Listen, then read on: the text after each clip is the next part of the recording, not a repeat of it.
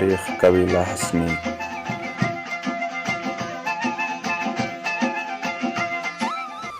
حسنی قبیلے کے جد امجد کے بارے میں واضح طور پر کچھ نہیں کہا جا سکتا۔ مورخین کہتے ہیں کہ اگر زبان کے حوالے سے بات کی جائے تو حسنی قبیلہ پشتو، بلوچی اور کیترانی زبانیں بولتے ہیں، جس پر اس قبیلے کا تعین کرنا ناممکن ہے کہ یہ بلوچ ہے یا پٹھان، جبکہ حسنی قبیلہ میں پشتو اور بلوچی دونوں رسم و رواج پائے جاتے ہیں۔ حسنی قبیلہ کے بارے میں تاریخ دان ڈاکٹر ڈیوک لکھتے ہیں کہ حسنی قبیلہ کے لوگ بہادر اور جفاکش انسانوں کی ایک عمدہ نسل ہے۔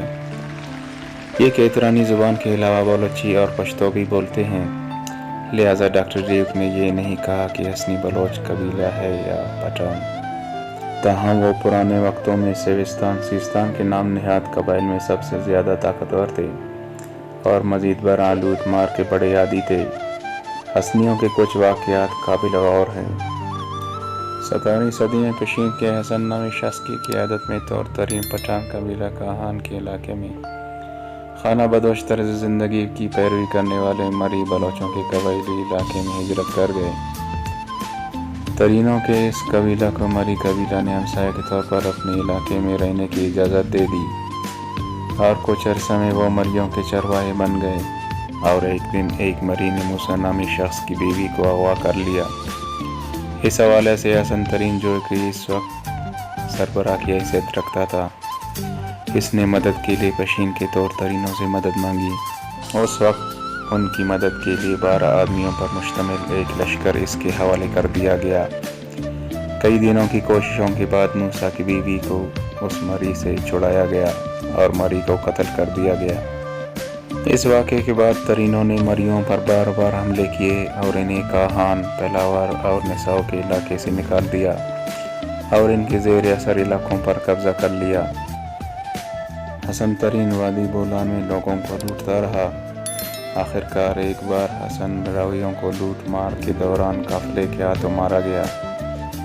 اس کے بعد اس کا بیٹا محمد خان اس کا جانشین مقرر ہوا، جو ایک نیک اور مخلص شخص تھا۔ 20 سال تک وہ اپنے حسنی قبیلے کا منتظم رہا اور اپنے ہمسایوں کے ساتھ امن و امان سے رہا۔ محمد خان کی وفات کے بعد اس کے بیٹے نور محمد کو سردار بنایا گیا۔ اس کی 30 سالہ سرداری حسنیوں کی خوشحالی کی معراج بنی۔ سردار نور محمد کی وفات کے بعد اس کے بیٹے صادق خان کو سردار بنایا گیا۔ سردار صادق خان نے مریوں کو اپنے علاقے میں قلعہ بنانے اور یہاں رہنے کی اجازت دے دی۔ مری آہستہ آہستہ اکٹھے ہوتے گئے اور پھر پیلاور کے علاقے میں حسنیوں کے ساتھ لڑائی کی۔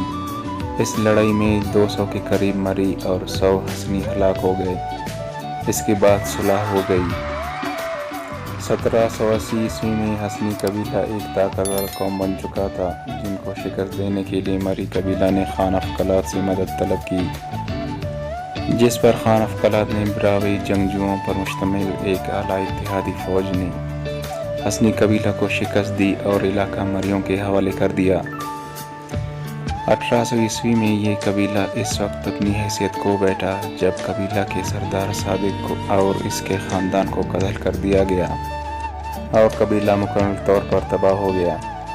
حسنی چھوٹے چھوٹے گروہوں میں تقسیم ہو کر کیچ، تل، چوٹیالی، بارکان، سبی، بلوشار اور کیتران کے قبائلی علاقوں کی طرف بھاگ گئے۔ ایک بار پھر گروہی قیادت کی یہ غیر جمہوری تنظیم ابھی تک نافذ العمل تھی کہ جب 1883 عیسوی میں شمالی بلوچستان سے آنے والے کاکڑ پٹھانوں نے بارکان کے آس پاس کے علاقے میں چھوٹے حسنی گروہوں پر حملہ کر کے ان کو اس علاقے سے بھی باہر نکال دیا۔ ذیلی قبیلوں اور خاندانوں کے انفرادی حسنی گروہ جو کاکڑ کے حملے سے قبل گلابانی، خانہ بدوش اور کھیتی باڑی میں مصروف تھے، کچھ سالوں تک لونی پٹھانوں کے ساتھ چوڑی، تنگکریر، تبل، جمال خان میں آباد تھے۔ وادی بارکان میں علی خان سیلاچی کی سربراہی میں حسنی کے 2 ذیلی شاخ ڈیراوال اور جومیانی کو برطانوی حکومت نے اس شرط پر آباد ہونے کا حکم دیا کہ وہ کھیتی باڑی کریں گے اور پیداوار کا 10واں حصہ انگریز حکومت کو ادا کریں گے۔